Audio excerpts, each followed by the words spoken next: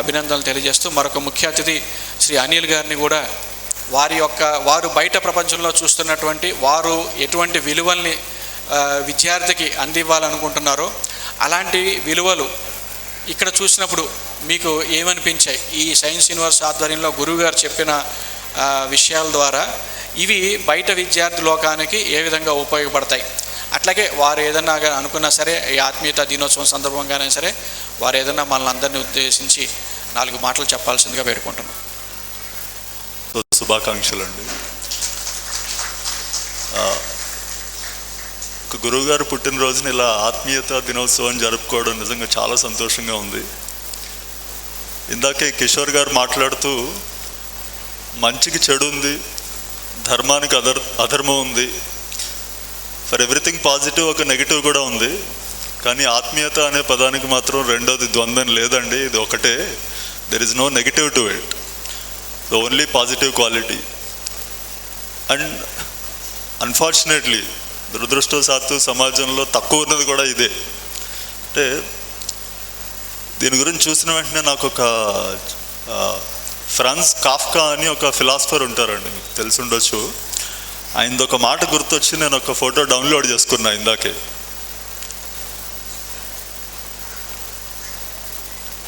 ఆయన అంటాడు, I was ashamed of myself when I realised life was a costume party and I attended with my real face. Life అనేది ఒక costume party అని తెలియక నా నిజస్వరూపంతో బయటకు వచ్చి ప్రవర్తిస్తూ ఉన్నానండి. అరే అది కాస్ట్యూమ్ పార్టీ అని తెలిసిన తర్వాత నాకు నేనే సిగ్గుపడ్డాను అని. అంటే general tendency in the society చూసినప్పుడు ఏ ట్రాన్సాక్షన్ చూసినా కూడా స్వార్థము, కపటము అన్ని రకాలతో ఉంటారు.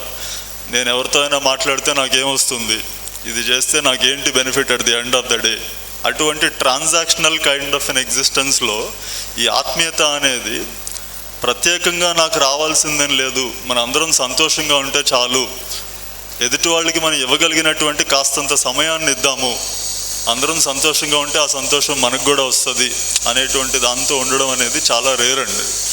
అటువంటి లక్షణాన్ని ఇక్కడ ఎంకరేజ్ చేస్తూ ఈ రకంగా జరుపుకోవడం నిజంగా చాలా సంతోషంగా ఉంది. అసలు నాకు అంతకుముందు నేను వినలేదు, బట్ ఫస్ట్ ఎక్స్పీరియన్స్ ఆఫ్ గురువు గారు ఇదంతా కూడా నాకు కిషోర్ గారి ద్వారానే జరిగింది. ఇందాక ఆయన చెప్పినట్టు యాక్చువల్గా వాళ్ళ అమ్మాయికి ఇంటర్మీడియట్ ఎడ్యుకేషన్ కోసం అని చూస్తూ ఆయన మా దగ్గరికి వచ్చారు ఒకరోజు. మేము స్పెండ్ చేసినటువంటి ఆ టైంలో ఇన్స్టిట్యూట్లో నిజంగా వాళ్ళ అమ్మాయిని మా దగ్గర జాయిన్ చేస్తారో లేదో నాకు తెలియదు. మా ఇన్స్టిట్యూట్లో చెప్పే ఫీజులు అవన్నీ ఆయన కడతారో లేదో నాకు తెలియదు. కాకపోతే ఒక అమ్మాయికి ఎడ్యుకేషన్ కావాలి అని వచ్చినప్పుడు అసలు ఎడ్యుకేషన్ అంటే ఎలా ఉండాలని నేను అనుకుంటాను. ఇక్కడ కాదు ఎక్కడికి వెళ్ళి జాయిన్ అయినా కూడా అసలు ఎలా ఉంటే బాగుంటుంది అనేటువంటి విధంగానే మేము మాట్లాడుకున్నాము. ఆయన కూడా అదే విధంగా రెస్పాండ్ అయ్యి, సరే ఇదంతా ఎలా ఉన్నా కూడా ఖచ్చితంగా మనం పరిచయంలో ఉండాలి అనేటువంటి మాటలు చెప్తే వెరీ గుడ్ అనుకొని అదే ఇంతవరకు కూడా తీసుకొచ్చింది ఈరోజు యాక్చువల్గా. సో థ్యాంక్ యూ అండి. అండ్ ప్రత్యేకంగా ఇందాక కిషోర్ గారే ఇంకో మాట కూడా అన్నారు, సైన్స్ అంటే భౌతికం, దట్ ఈజ్ ఎక్స్టర్నల్, యూనివర్స్ అంటే దట్ ఈజ్ ఇంటర్నల్. ఈ రెండూ కలిసి సైన్స్ యూనివర్స్ అనేటువంటి దాంతో ఏదైతే ఇక్కడ కాన్సెప్ట్ ఉందో అదే ఎగ్జాక్ట్లీ నన్ను ఇక్కడి వరకు తీసుకొచ్చిందండి. బికాజ్ నేను ఒక సైంటిఫిక్గా బేసికల్లీ ఆమె ఫిజిక్స్ లెక్చరర్. యాక్చువల్గా ఒక ఫిజిక్స్ టీచర్గా ఉన్నా కూడా నేను ఇంటర్మీడియట్లో చదువుకుంటున్న టైంలో ఒక మంచి సైన్స్ అనే దానికి ఎక్స్పోజర్ తీసుకుంటున్నటువంటి టైంలో ఇలాగే ఒక ఆధ్యాత్మికమైన వాతావరణంలోనే ఒక ఆయన నాకు చెప్పారు, సైన్స్ వేరు స్పిరిచువాలిటీ వేరు అని అనుకుంటూ ఉంటారు అంతా, కానీ science and spirituality are two sides of the same coin. అంటే ద అప్రోచ్ మారుతుందండి. సైన్స్లో ఏంటంటే బాహ్యం నుంచి వెళ్తాం, స్పిరిచువాలిటీ ఆధ్యాత్మికతలో లోపల నుంచి వెళ్తాం, కానీ అల్టిమేట్లీ ఎక్కడికి వెళ్ళాలనుకుంటున్నాము అనే వాస్తవం ఒకటే. సో ఓకే, సైన్స్ అనే దానికి కొన్ని లిమిటేషన్స్ ఉంటాయి, ఆ లిమిటేషన్స్ని కూడా దాటి ఆధ్యాత్మికంలో మనం వెళ్ళగలగచ్చు. But the goal of both of them is the same అనేటువంటిది మోస్ట్ ఇంపార్టెంట్ థింగ్. దాన్ని ఈరోజు ఉన్నటువంటి ఎడ్యుకేషన్ సిస్టంలో కూడా ఎలా ఇన్కార్పొరేట్ చేసి చూపించాలి అనే దానిలో నేను చిన్న ప్రయత్నం చేస్తూ ఉన్నా యాక్చువల్గా. So Yeah. Sir, any specific questions? ఇలా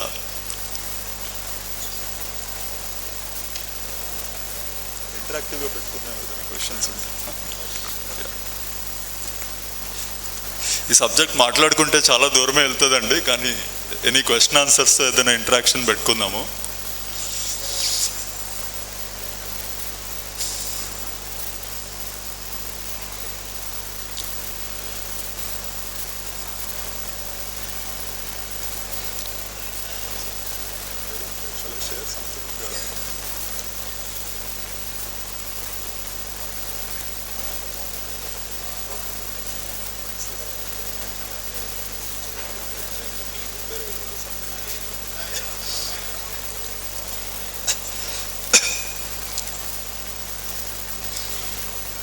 పూర్త్యం ఇందాక మాట్లాడుతున్న దానికి ఎక్స్టెన్షన్గానే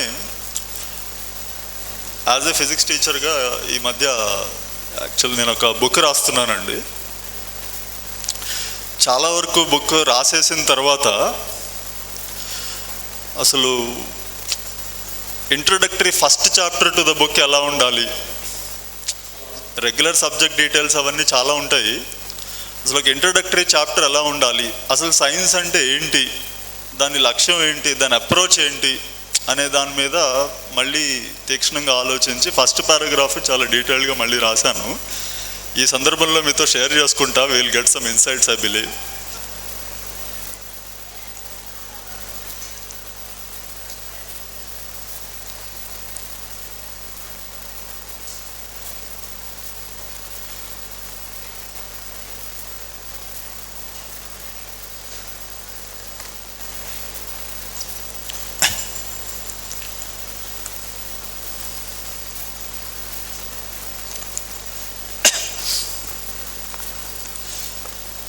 Enhanced by the aesthetic appeal of nature, a curious young boy was lost in observing the dark sky with brilliant stars embedded immensely.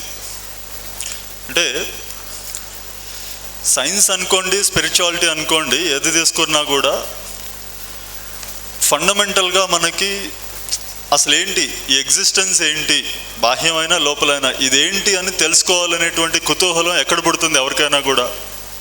జనరల్గా చిన్న వయసులో ఉన్నప్పుడు పడుకొని ఆకాశంలో నక్షత్రాలు చూస్తూ ఉన్నప్పుడు విశ్వం చాలా పెద్దగా కనిపిస్తూ ఉంటే అసలు ఏంటి, భూమి ఏంటి, నక్షత్రాలు ఏంటి, ఆకాశం ఏంటి, ఎక్కడి నుంచి వచ్చింది అనే దాంతో ఒక క్యూరియాసిటీ పుడుతుంది. ఆ క్యూరియాసిటీ నుంచి ఇది తెలుసుకోవాలి అనేటువంటి సాధనలో ఒక్కొక్కళ్ళు ఒక అప్రోచ్లో వెళ్తూ ఉంటారు.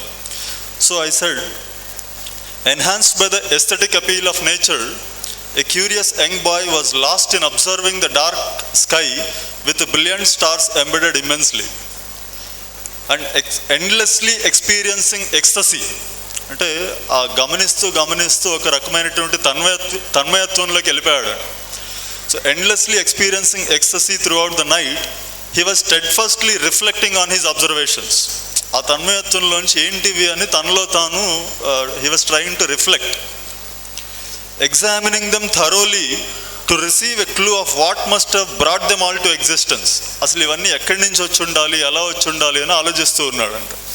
ఏంటి ఇవన్నీ అంటే the stars and the planets, the moon and the meteors, the giant reptiles that are believed to survive until an asteroid attack had wiped them all. Dinosaurs లాంటి హ్యూజ్ క్రీచర్స్ అవన్నీ కూడా అసలు ఇవన్నీ ఎలా వచ్చాయి. And the minute microbes that are not devoid of their own scale of intelligence. ఇప్పుడు మనిషి ఉన్నాడు, చాలా మేధస్సు ఉంది. అట్ ద సేమ్ టైం చిన్న చిన్న మైక్రోబ్స్ అండి, లైక్ వైరసెస్ అండ్ ఆల్, అంత చిన్న ఉన్నాయి కదా అని చెప్పేసి అవేమి డల్ బీయింగ్స్ ఏం కాదు, వాటికి కూడా చాలా ఇంటెలిజెన్స్ ఉంది. So and especially recalling the virus that has shaken the human life, the corona,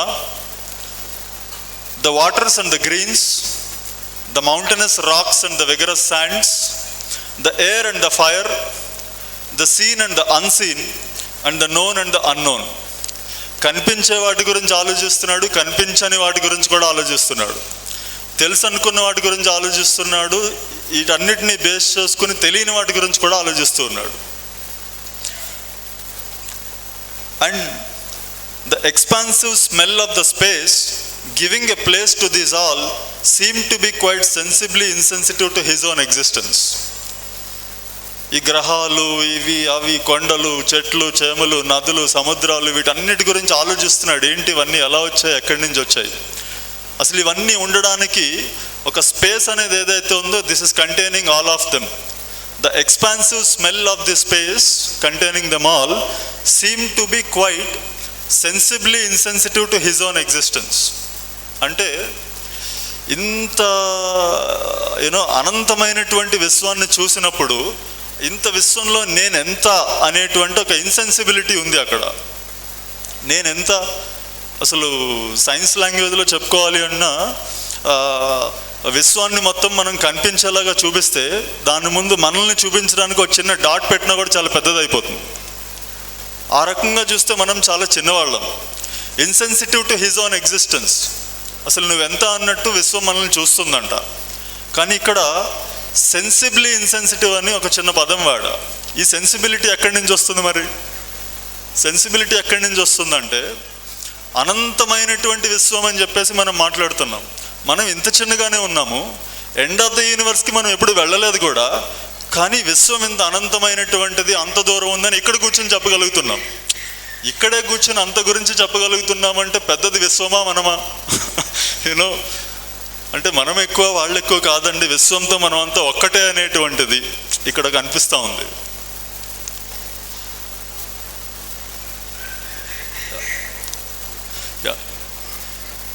so ఈ బయట నుంచి వెళ్తూనే లోపలికి ఈ విశ్వాన్ని ఎలా స్టడీ చేస్తూ వెళ్ళొచ్చు అనేటువంటి ఫిలాసఫీలో బుక్ రాశానండి. ఇంకో ముందుకెళ్తే చాలా వెళ్ళిపోతాము. I think we have a very limited time also. Thank you very much for giving this opportunity.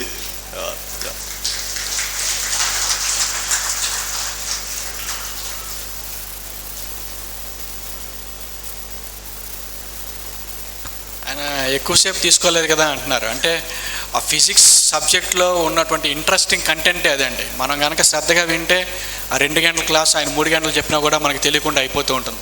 ఫిజిక్స్కి ఫిలాసఫీకి అన్వయించి చెప్పగలిగారు కాబట్టి ఆయన ఆ రోజు నాతో వారిని ఇంత దూరం వరకు కూడా గురువుగారు తీసుకురావడం జరిగింది. ఇక్కడికి వచ్చినటువంటి ప్రతి ఒక్క వ్యక్తి కూడా, అది అతిథి అవనివ్వండి, వాలంటీర్ అవనివ్వండి, భక్తుడు అవనివ్వండి, ఎవరైనా సరే తనకున్నటువంటి భౌతిక పరిమితికి మించి గురువుగారు అతన్ని ముందుకు తీసుకెళ్తారన్న సంగతి ఇంకొన్ని సంవత్సరాల తర్వాత శ్రీ అనిల్ గారు అలాగే నగేష్ గారు కూడా తెలుసుకుంటారని చెప్పేసి నాకు దృఢ నమ్మకం అనమాట. ఎందుకంటే మనందరికీ చాలామందికి తెలుసు, ఇక అదైపోతుంది ఇదైపోతుంది అని చెప్పం. కానీ ఇక్కడికి వచ్చినటువంటి వ్యక్తి 2 ఏళ్ళకి 3 ఏళ్ళకి 4 ఏళ్ళకి చూసుకుంటే తన గ్రాఫ్ అనేది ఎప్పుడూ ఉన్నతంగా ముందుకెళ్తుందే తప్ప వెనక్కి రావడం మాత్రం జరగదు. అట్లాగే వారు అనుకున్నది ఏదైనా సరే వారి జీవితంలో సక్సెస్ సాధించాలని చెప్పేసి మనస్ఫూర్తిగా ఒకసారి కోరుకుంటూ